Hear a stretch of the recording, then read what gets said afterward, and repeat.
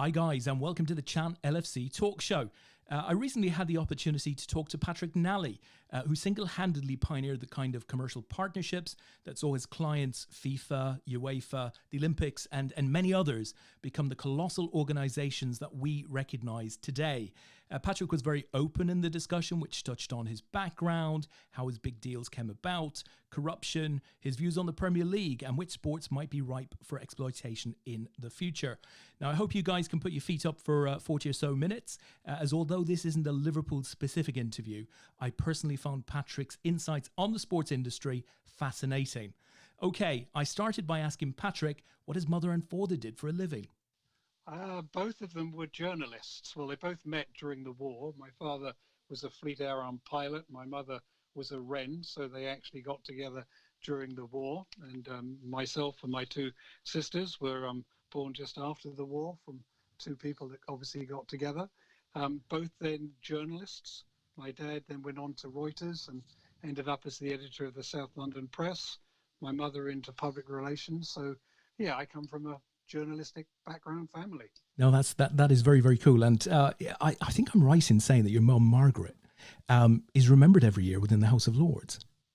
Yeah, until recently, every year the House of Lords was a memorial lecture in her name. She was the first woman president of the Institute of Public Relations and the Press and PR branch of the National Union of Journalists. So they've honoured her in terms of having a guest key speaker each year, which has been wonderful. And tell me, what was life like back in South London in the 50s, early 60s? It was different. It was tough because my mum in the end was bringing us up on her own and tried to convince me that I should stay at school and perhaps do some university or something. But no, being the sort of strong-headed individual I was, I left school at 15 and became a messenger boy in an advertising agency. Well, you went to the school of life then, because, you know, if you started at 15 in an advertising agency, it feels to me as if that's where you've been for the remainder of your career. Would that be a fair call? Absolutely. Best way to be taught, to learn. One of my early roles was to be the southern stringer for the Littlewoods Pools Company. Fantastic. So I had that great privilege of going to tell people that they'd won the pools, that they are going to be earning lots of money. Please come with me to a hotel in London so we can look after the PR for you. Well, in another sort of strange circular moment, I know the guy who both owns and runs the Littlewoods Pools, or the pools, the football pools as they are today. It's still in operation, believe it or not. And, you know, as with most other businesses, of course, it's largely online now, as indeed with match poker. And we're going to come to that. So you ended up in an advertising agency. And of course, I guess, you know, the big moments in your career would have been founding with Peter Westnelly in 1970, because you created some waves. Well, Peter was introduced to me. In fact, they were trying to get my boss from the agency to join them to form this new PR company. My boss didn't want to leave, but was told to recommend somebody. I was a teenager, late teens at that stage. And he pointed to me and recommended that I join Peter West for this new PR agency. Being an obnoxious little man as I was in that time, I thought I ought to come up with something really creative and sort of talented. And I said to Peter, well, you know a lot about sport, Peter. Why don't we use sport as a means of communication? Because, of course, then sport wasn't being used as a means of communication. So being a clever dick, you know, I just came up with this idea that we should use sport as a means of communication. Yeah. And we did. Yeah. We did. Didn't you just? So in very simplistic terms, you know, I would liken this to, you know, APAT going out and doing a deal with Party Poker. So we're the rights holder. We own the rights to sort of APAT and our members and so on and so forth, our properties. Party Poker pays us some form of fee and we work together. Essentially, you packaged sports rights to blue chips. Okay, so the sports rights, you know, we're second to none. We're talking FIFA, UEFA, the International Olympic, of course, athletics, cricket, snooker, tennis, swimming, cycling, rugby. There weren't too many sports that you guys didn't touch back then. No, we were obviously the pioneers. We started it. We started originally taking briefs from clients and coming up with sports programs that would fit those briefs. We then found that the sports federations had no understanding. They didn't understand what were rights. They had no organizational structure. So quite quickly, we started being very successful here in the UK. We then expanded into Australia and Canada because of English language. I then had a major client called CocaCola that wanted to actually change its perception as being an American drink being brought in by the American forces. And I was given a brief to see if I could come up with a global sport to where they could perhaps make themselves much more local. I created this sort of FIFA Coca-Cola development program, which was extraordinarily successful, taking the sport into Africa and Asia. And then I found out when I asked FIFA, well, how do we give Coca-Cola a big impact at the World Cup coming up in Argentina in '78? And they said, oh, well, we don't know. We don't really control anything. It's all left with the Argentinians, who, by the way, had just gone through a military coup and were being run by some very, well, could I call them friendly generals? Yeah, it's a really interesting scenario. And to be honest, it's a scenario that happens every day. And my next question was going to be, what were your challenges to deliver? Because, of course, when we all get our PowerPoints out, everything looks so pretty. Whether you're a FIFA or a Coke, the vision is clear. The win-win proposition makes good sense to everyone, but delivering is often very challenging. What sort of challenges did you have in delivering the whole FIFA Coke deal in '78? Well, this all started when FIFA was virtually a bankrupt organization. They just rented offices in Zurich. They probably had 4 or 5 staff. This is life before Mr. Blatter, because he came in later to run our program, and we recruited him specifically to run our program within FIFA. But FIFA didn't know about rights. They left it to their organizers to organize the World Cup. So I had to go again as quite a young man to Argentina just after that military coup to negotiate with the military junta to say, look, if we're going to keep the World Cup here in Argentina, you need to give me back all of the rights. I need control of the stadiums. I need to be able to pour drinks with Coca-Cola in the stadiums. I need all the merchandising, licensing. And strangely enough, we found a military junta that was obviously very consciously aware that the world was watching them.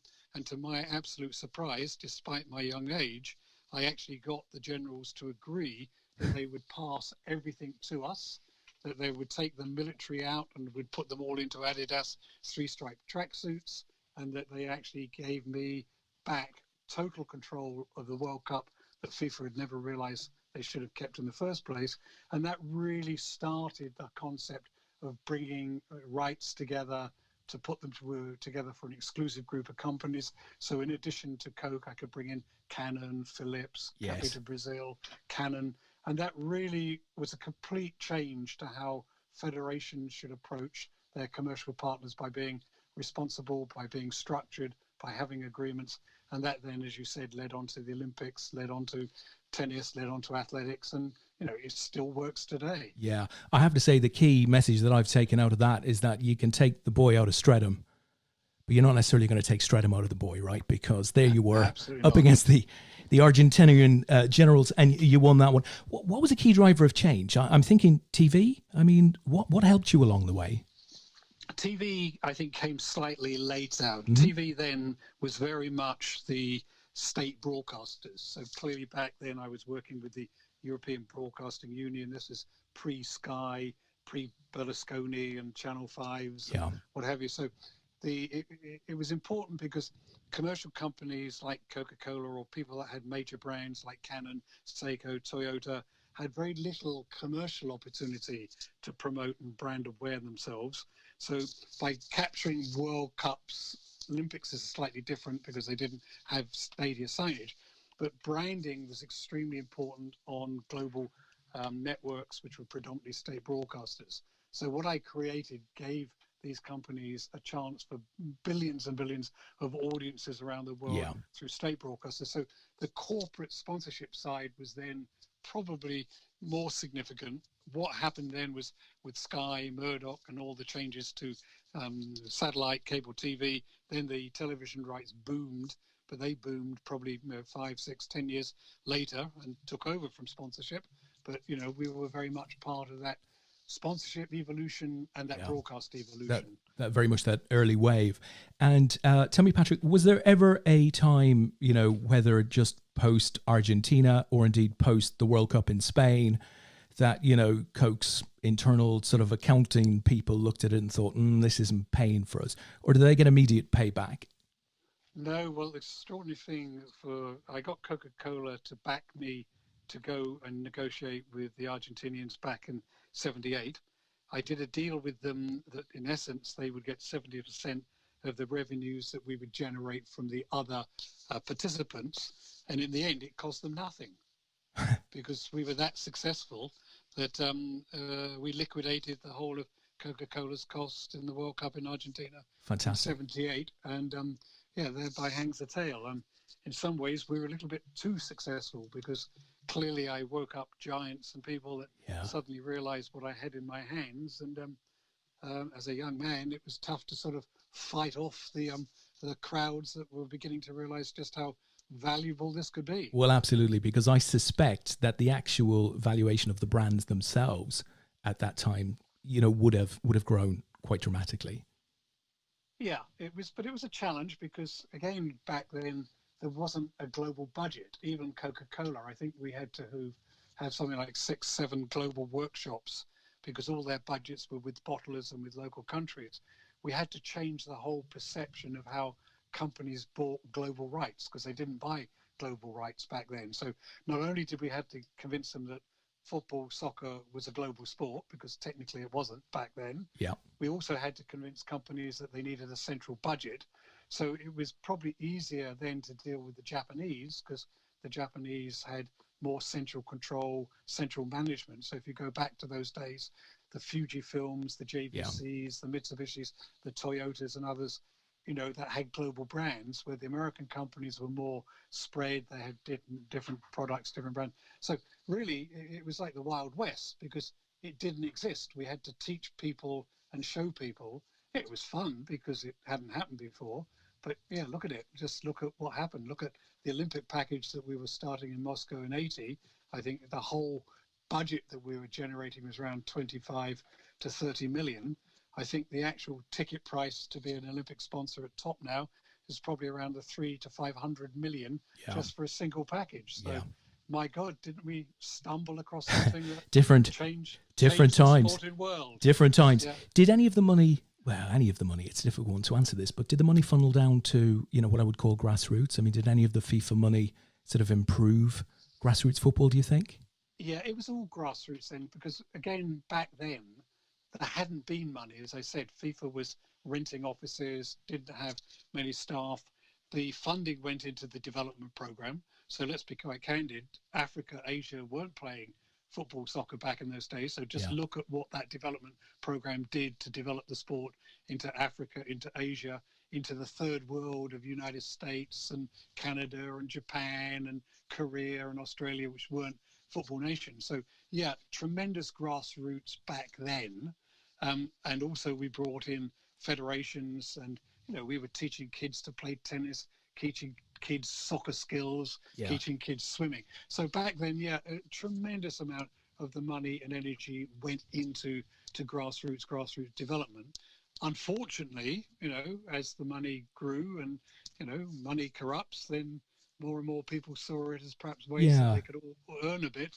But no, back then it didn't exist because it hadn't existed. So there was nothing to sort of fight over. You were very instrumental in the campaigning for Joe Havilange, the presidential the president of the IOC, effectively in 1974, or FIFA rather in 1974.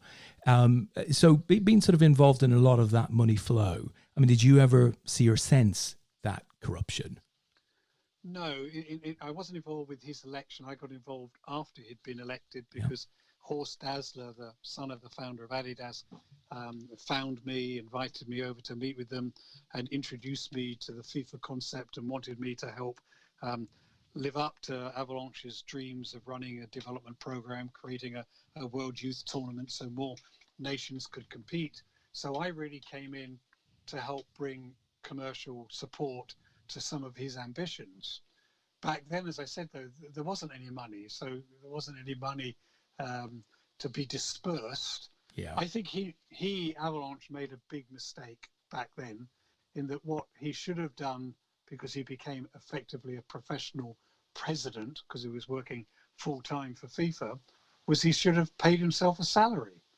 But of course, as time went on and monies were being raised, then clearly people were saying to him, well, take a commission.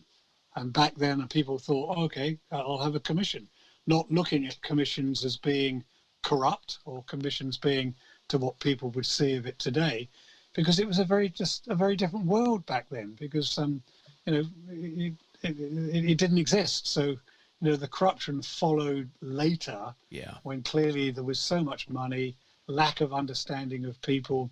And, my own view of sport is, I'm not a great sort of admirer of lots of money going into elite sport.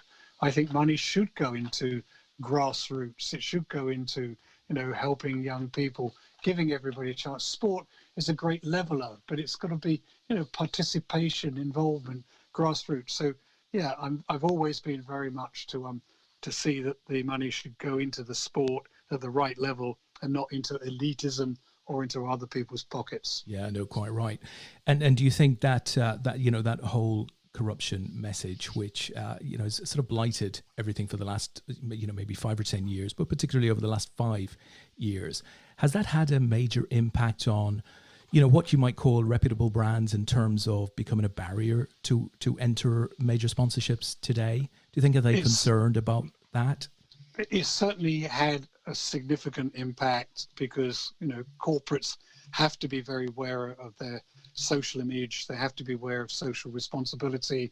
And I think indeed with COVID-19, there is going to be even more of a change. I'm a great advocate that things need to change. Social responsibility now needs to become mainstream marketing and part of a marketing budget. So yeah, companies are concerned of aligning themselves with what might be questionable ethics to whether the transparency is there. Yeah. I have to give sport its due. It is reacting and changing because it has to. So it has to clean up its act, and people are doing a lot to clean up their acts.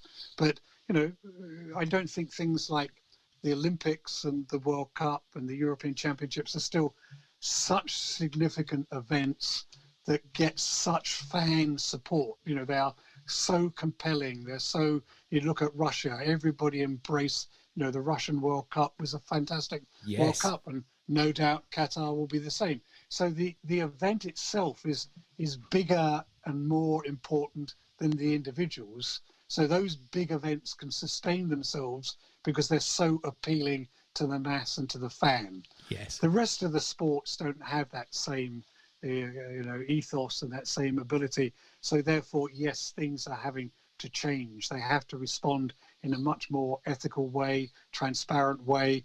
And I think that sport, going back to the questions of participation and grassroots, social responsibility is going to be the new marketing for the future. We have to care about the globe. We have to care about our health. We have to recognize the issues that exist. So, I'm surprised my package approach still continues, but my feeling is we're on a wave of a complete change. Oh, that's interesting. That is interesting. So what do you think does change look like? Change looks like a responsibility that fans, customers, consumers, suppliers, everybody has to be consciously aware of everything in terms of how it impacts on the planet, how it impacts on the environment, how it impacts on social inclusion, how it impacts on health issues, being obesity, type 2 diabetes, that companies can't market themselves in the old big brain brashness that they did back in the 70s and 80s when, I was doing all this. They now have to be very consciously aware that that brand and that brand image has to be totally responsible to the environment to which we all now live. So therefore, yes, sport has a very big role. I think less in the professional area, but more in the participation, grassroots, supportive area. And I think we're going to see a big shift in corporates really becoming global citizens and supporting sport in a global citizen sense.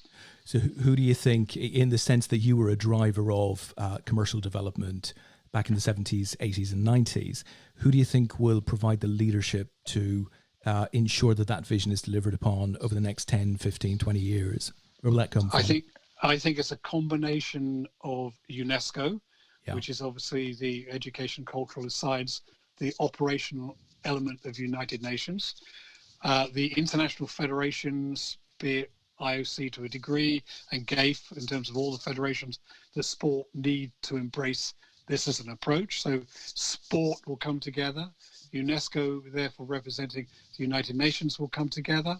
The corporates will come together, and therefore structured. Also, I see a great role with sports management and universities so that the academics become part of it, and they will see platforms to where it won't be just a rights sale, which is what happened to my package. It just came to people, selling the rights at the highest price they can, but it will really be meaningful back to, in fact, the FIFA CocaCola development program, where there is real meaning to achieve a real meaningful objective. And people will be looking to actually see and have analyze and the data, the evidence that these things are doing the good things that they should be doing. It can't be just on because we say it. It has to be clearly evidence that these things are having a very beneficial effect. Yeah, no, that's a very, very healthy vision. Let's hope that comes to pass. Tell me, Patrick, you've obviously had a tremendous amount of experience as far as organizational rights holders are concerned. Did you ever get involved with individual rights holders? And I'm thinking, everybody seems to be talking about the Michael Jordan documentary on Netflix at the moment. There were a lot of players, who almost themselves were significant brands. Did you get ever involved with individuals?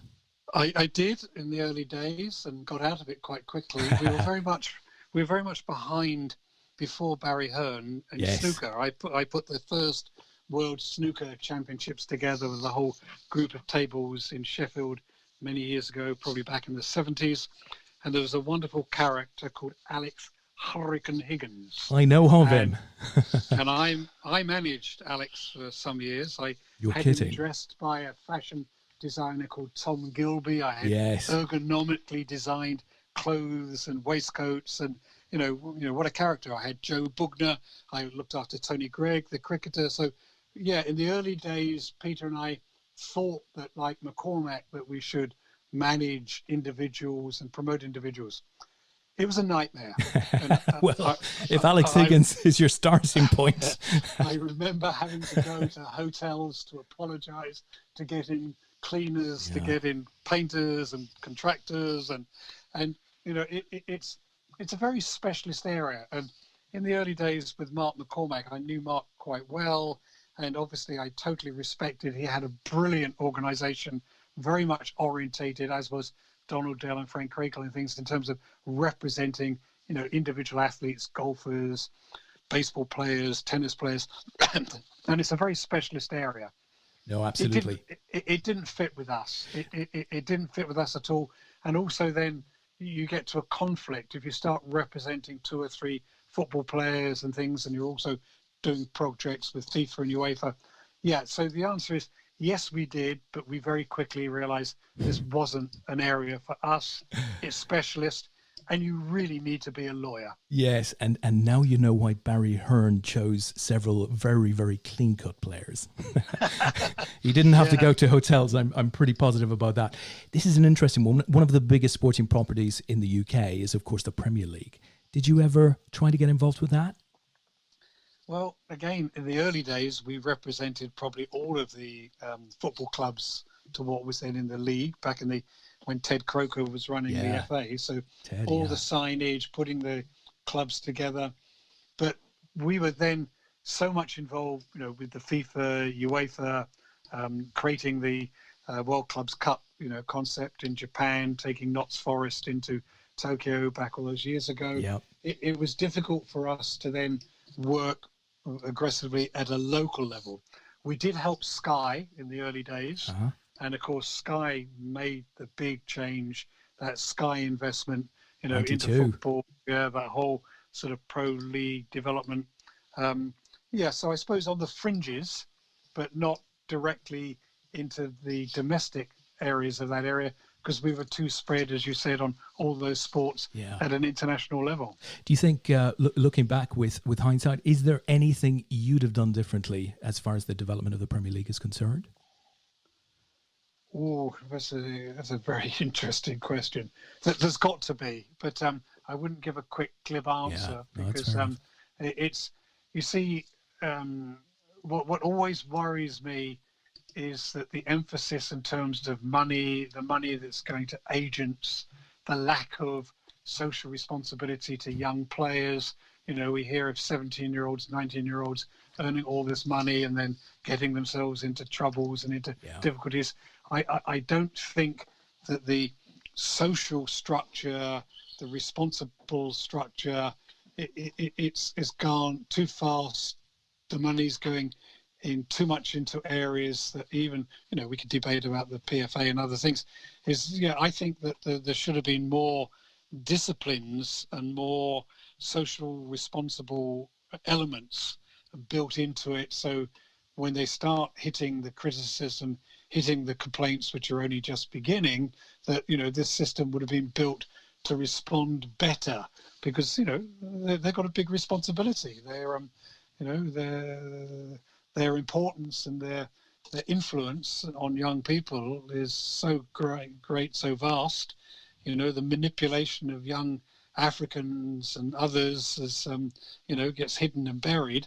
But no, I think I would have built in a lot more social responsibility, social awareness, audit, and also in terms of questioning some of the ethics in terms of the owners. Yeah, I mean, you've sort of hit on a couple of areas there that I think are particularly interesting. I don't want to spend too much longer on this, but it would seem to me that Premier League clubs supporting some of the lower league clubs is a win-win longer term.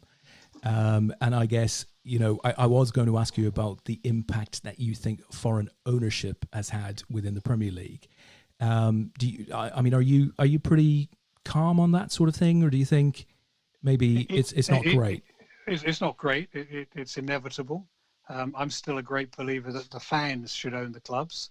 You know, the fan is the club. If you look at Liverpool, look at the Kop, and you look at the passion, you know, without all that, these clubs wouldn't exist. So, you know, I'm a great believer that, you know, fans should have much more say, much more influence, much more say, and perhaps even more control over to who can or can't own. But I would agree with you entirely. The sport generates so much money compared to where it was back in my day when I started these things, that really that money needs to be spread. As I said, the transparency and setting up the structures.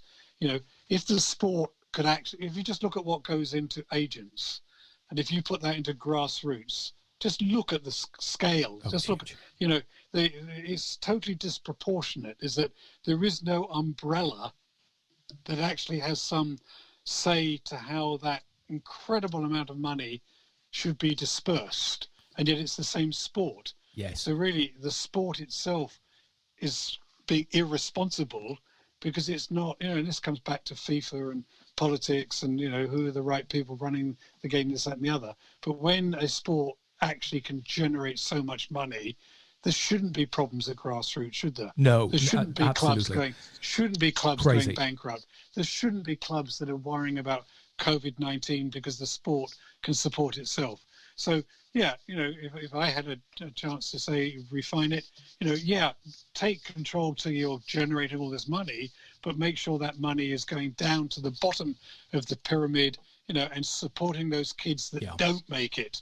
Don't just spit them out and destroy them, because, you know, that's not socially responsible, is it? Well, I guess the socially responsible vision that you mentioned 2, 3, 4 minutes ago, you know, would sit very, very comfortably within football. Football needs that. Now, I've a couple of random questions for you.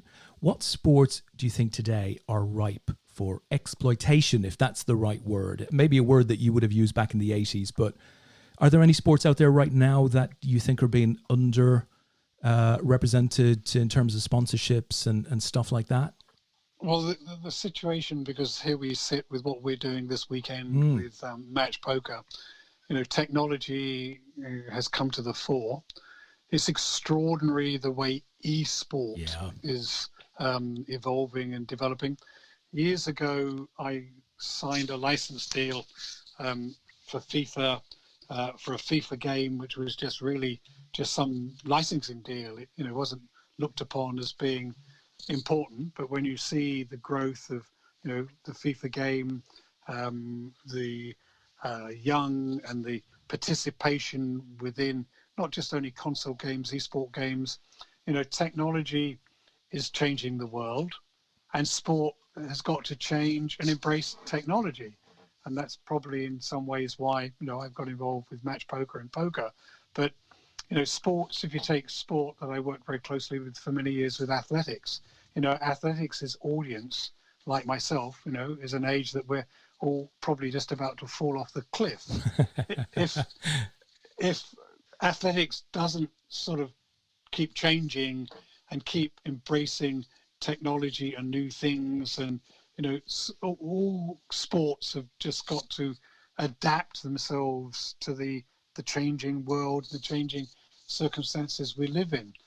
I think the Olympics, unfortunately, is going to be facing a very, very serious view that if Tokyo is at a point where the Yeah. pandemic means that it cannot be held next year, because although many of our countries probably by then would have got through the pandemic, there are going to be many hundreds other countries that aren't as fortunate as the Europeans and some of the stronger countries that have had the resources to fight it.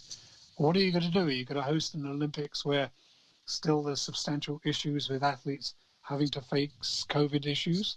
So therefore, if those games get cancelled, the impact on sport financially is extraordinary. Now, will they dip into those billions of funds that the marketing and broadcast programmers generated to support them? I hope so, because if they don't, I think you're going to see a lot of sports go to the wall, of the old traditional sports. But the new sports, the esports, the technology, the ones that can, react to the digital world, are the ones that will come to the future. And that's where the corporates will follow them. That's where the broadcasters will follow them. So, you've got a whole monumental shift in terms of, where the funds and resources and where the sort of reaction is going to go, which is why I'm delighted to be involved with match poker, because I'm in that category. No, absolutely. So when we founded APAT in 2006, we put one of our goals as a vision piece, long-term vision. We'd like to see poker in the Olympics, which at that time seemed very fanciful and people weren't slow to tell us.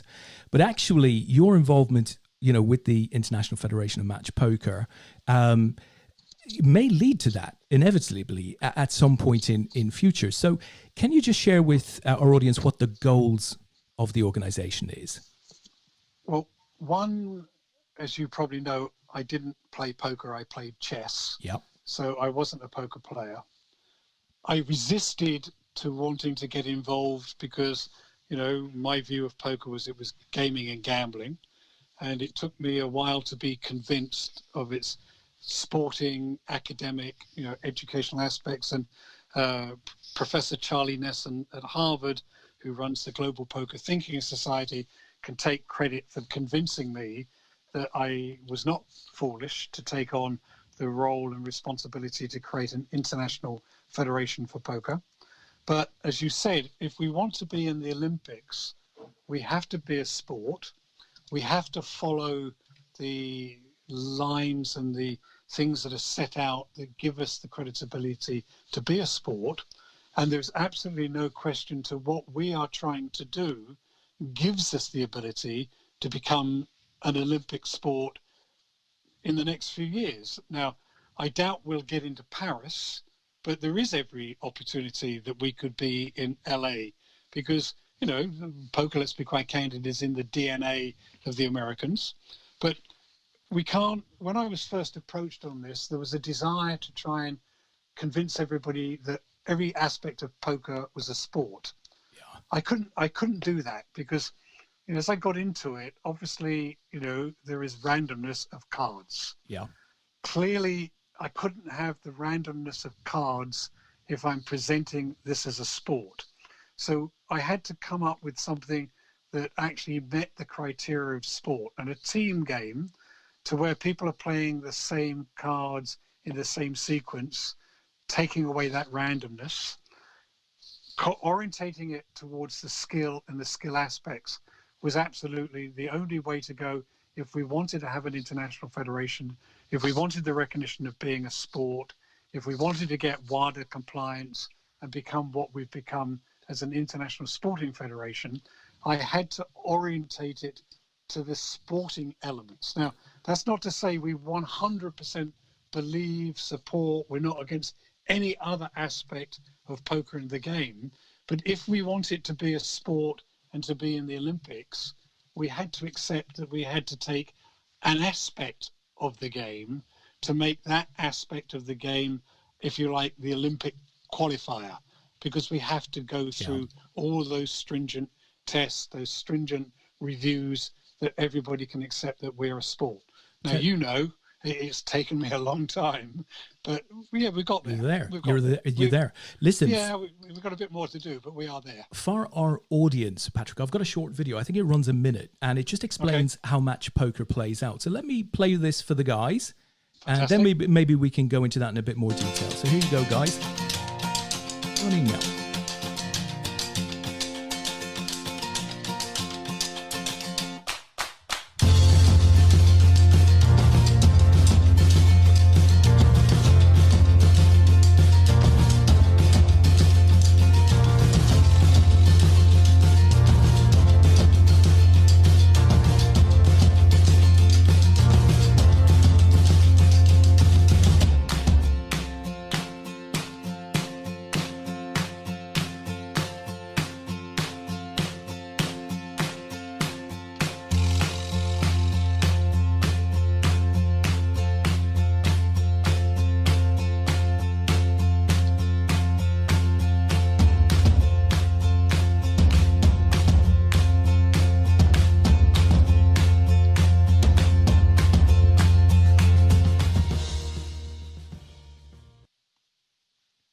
So there you go, guys. That is match poker. That is the vision for a very, very skill-based game that has players from the same team at different tables receiving exactly the same decks of cards, effectively. Same card setups, and how you play them basically decrease your level of skill.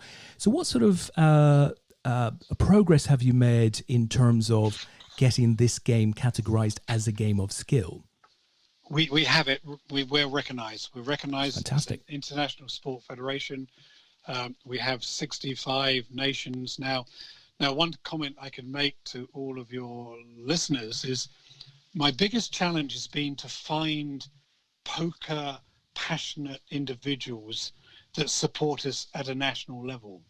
When I've been able to, I found Stefan Kalhammer in Germany, who's put together an amazing national federation. I've got Isadora and Mario in Italy. I've got David Tai and Raymond in Taiwan. I've got passionate people within their nations that are big in poker in a broad sense as well, but have all said, look, this isn't something that's threatening to other aspects of poker. You know, what Patrick is doing really supports the image. It helps us to go into the Olympics. It gives us another adjunct. So they help me in creating fantastic national federations. And that then helps me get into leagues, get into structures. So I need more poker people, to support and volunteer. Let's, here I am in the UK and I've never got round to getting a proper English federation, Welsh federation, a Scottish federation. No, Ireland, fantastic, because you could have Andy on and Finton, the Irish absolutely are wonderful, absolutely wonderful, supportive, been champions. If everybody was an Ireland, I'd be ecstatic. So, I need support from the poker community, in the Caribbean, in the Baltics, in, everywhere. We need passionate people that will help us at a national level, because if we're a sport, we need national federations. The only way I can do that is to get passionate people to collaborate, to volunteer, to support me, But we are getting there because we've now got software that works, and that's taken a long time. But we can now run leagues, we can run tournaments. As a sport federation, I have to run continental events each year. I have to run a Nations Cup each year. So the reason we've gone online this weekend is I can't defer us to next year like an Olympics, because we're going to have the event live hopefully next year. So the fact we couldn't play in Peru means that I have to still run that event, and thank goodness to video conferencing and bringing people together from their own homes. This weekend we have 100 athletes representing 12 nations that will be playing from the comfort of their homes, and we will play the Nations Cup. Justin Huxley, the Hux, will be our tournament director in terms of popping in and keeping an eye on everybody. We've put all the security issues together. The great thing about our game, everything is recorded. Every behavior of every individual can be watched, because not only can we see them, we can see how they're playing their hands. So we can maintain the integrity. We can maintain the fact that it's based on skill. So these are all the elements that were critical to me to present, to give to the IOC, to why we are a sport. We have that recognition. And so we can now just follow the standard procedure, and we could be an Olympic sport now. There is absolutely nothing except that it will be match poker form that will be recognized as a sport. But that doesn't matter, because that benefits poker through everything. Absolutely. So we're not a threat. And that's the problem I've always had, is that people think that I'm trying to stop other forms of poker by making match poker something, on its own. That's not true. Absolutely not true. Yeah. Match poker is the sport recognition. It doesn't negate any other aspect of poker. Yeah, I think poker players are strange at times. They're very agile, but they're sort of slow to change. So awareness needs to be very high before they will change. And if they do change, in my experience, it doesn't take too long to actually convince them that actually this different form of the game is pretty good. I mean, that's what I sense, and certainly we will support you. We will communicate details of this weekend's event and where the stream is coming from to our members. We'd be very, very happy to do that for you. And I guess this weekend's going to be a very high profile test for you, because it's out there in the public now. So of the tech, it's going to be a real test. Are you confident that you'll meet the challenge? We're all in together. we have to be. We've got some tremendous loyal support at the national levels. We've got some great players. Andy is coming on in terms of, he's experienced. He's helped us. We had a great event in Dublin. I think, as I said, the biggest problem has been communicating to people what the real intent is of IFMP. That, we're not a threat. We're part of the family. We need more family support. We have got, a tremendous group of players around the world that will give us all the support that we need. As long as the technology works, I think we're going to have one hell of a weekend. No, I'm really looking forward to it, and I will certainly be viewing myself. Tell me, Patrick, do you have a strategy in place to appeal to next-gen players? Who is this sort of new poker player coming through, this match poker player? Is he today maybe a young gamer, a 13 or a 14-year-old gamer? Or is he, somebody whose dad maybe plays poker? I mean, who's going to be your target customer?